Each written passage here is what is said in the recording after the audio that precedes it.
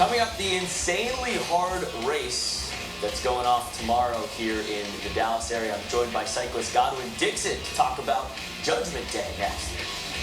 All right, welcome back to Free For All. Saturday morning, cyclists in the Dallas area will be carrying on a grueling tradition called Judgment Day. Joined now by one of the cyclists, a three-time finisher, Godwin Dixon, and thanks for coming on the show. Thank you. Glad to be here. So I feel like most people in the DFW this time of year, they're craving a workout with like nice air conditioning, but this event does not fit in that box at all. What's the challenge that riders like yourself are going through to complete this event?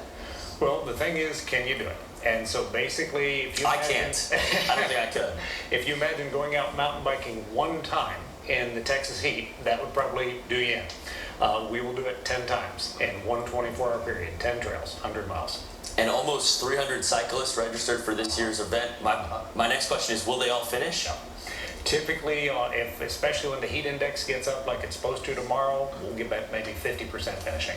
Okay. What happens if you don't finish? Is that just a big letdown, I guess? You don't get to call yourself a finisher. That's all it is. It's up to you. Are you tough enough? Have you planned? Have you trained? And do you have the discipline to make it through? It's pretty incredible. I guess my next question is, are there tricks to the training to help you survive Judgment Day and complete it? There are a lot of things. So obviously you have to heat acclimate as much as you can. You have to prepare, but then on the day of the event, you have pockets in the back here. We will literally fill these with ice. Okay. Literally ice that will then melt. As sounds good on 100-degree day. At the end of it, we'll put bags of ice on our wrists, on our ankles, and on our neck to cool down, because you got to bring your core temperature down before you hit the next trail. And then you got to hydrate, you have to manage your nutrition, a lot of different things so you don't just fall over. That kind of leads into my next question, which is, it's 24 hours is a long time to do any one thing. My first thought goes to eating. I mean, how do you survive doing this for 24 hours in a row? Well, so managing your nutrition is key. A lot of us, myself included, will plan that out fairly scientifically. We'll actually line out our nutrition throughout. And then you have a couple of the guys that just buy Monster Energy and load up on cookies. I would be in a sugar coma if I tried what some of them do. But there's all sorts out there. So tell me a little bit about your experiences with the race. I know you finished it 3 times. Have you finished it every time? I have. Okay. So the first year I did it, I was in decent shape, and a buddy 3 weeks out just started wearing on me, and I decided to give it a try. I tried the 70 mile, which is kind of the first step, and I succeeded, barely. And then the next year I tried the 100 mile and was able to successfully do it. Then the next year I wasn't able to do it because of a knee injury, and then last year I really trained and I did really well. This year I haven't been able to train. I had an injury earlier this year. I actually broke my hip mountain biking, and so lost a lot of training time, but I'm going to just tough it out. And I saw 6 a.m. is the starting time. I mean, what is it? Bring me inside that start and what it's like to go through this course. So imagine 300 riders showing up all with their lights. We'll have lights here on our handlebar, we'll have a light on our helmet. It's just a free-for-all at the beginning. They tell us just to go, and you just start going and going and going. You just have a stream of lights going. The first couple trails will be crazy because everybody's bunched up. But as the day goes on, your 70-mile riders are running a little bit shorter, your 100 are going a little longer, your faster riders are really getting after, you're slower, and it spreads out. And then it becomes a trickle by the end. The key is going to be the afternoon. In the afternoon, we're hitting the hardest trails at the hottest part of the day. And the organizers did that specifically because they want this to be really tough. So we're going to be at Cedar Hill State Park, Big Cedar, Boulder, and Oak Cliff Nature Preserve, which is where we have our hills and elevation right at the heat of the day. People start dropping that.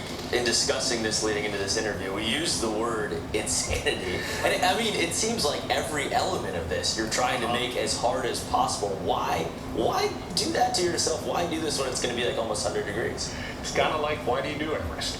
You know, you just want to challenge yourself. Okay. And the 70-mile category is called hellish because it really is hellish, and the 100-mile category is called insane because it is insane. And I will tell you, last year in Cedar Hill State Park, when it was 111, I actually had a few moments where I thought, I don't know if I can do this, but I did. And that's you push yourself to the edge, and then you push a little farther. And it's, as you told me, it's not a race. They're finishers. Yes. The goal is to be a finisher, and when you finish, What's the reward? So that's the great thing, is you're not doing this for big trophies. You are doing this for what's called a finisher cap. And what do you do with that? That goes right here on your bike. You have a perfectly good top cap on your bike. You take it off and you put your Judgment Day one on. And then for the next year, you get to look at that and be very proud that you made it through the toughest event out there.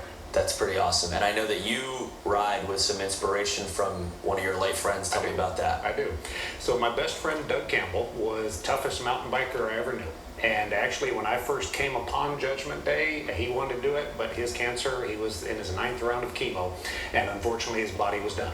And so he passed away the very first year I did this. I wear his socks in honor every year when I do this event. It's kind of a shout out to Doug Campbell. Yesterday was his 56th birthday, and so I do it in Doug's honor. Well, I'm sure he's looking down and proud to see that you're riding for him and for yourself. And probably a few choice words about my wisdom, too. I know you wanted to give a quick shout out about the race. I did. So this is an event that is made possible because of all the volunteers of the Dallas Off-Road Bicycle Association, DORBA, specifically Garrick Whitna and Sharon McNutt just put their heart and soul into this event. Sharon will be out there suffering with us. Garrick will be coordinating it, and all the trail stewards and all the trail volunteers that have gotten their trails ready, and the tons of volunteers that will be out there supporting us. They are incredible. Well, it sounds like a great event. I don't think I could do it, though, but I give you guys a lot of credit. Godwin Dixon, thanks for coming on Free For All, and best of luck tomorrow. Tomorrow we'll be suffering.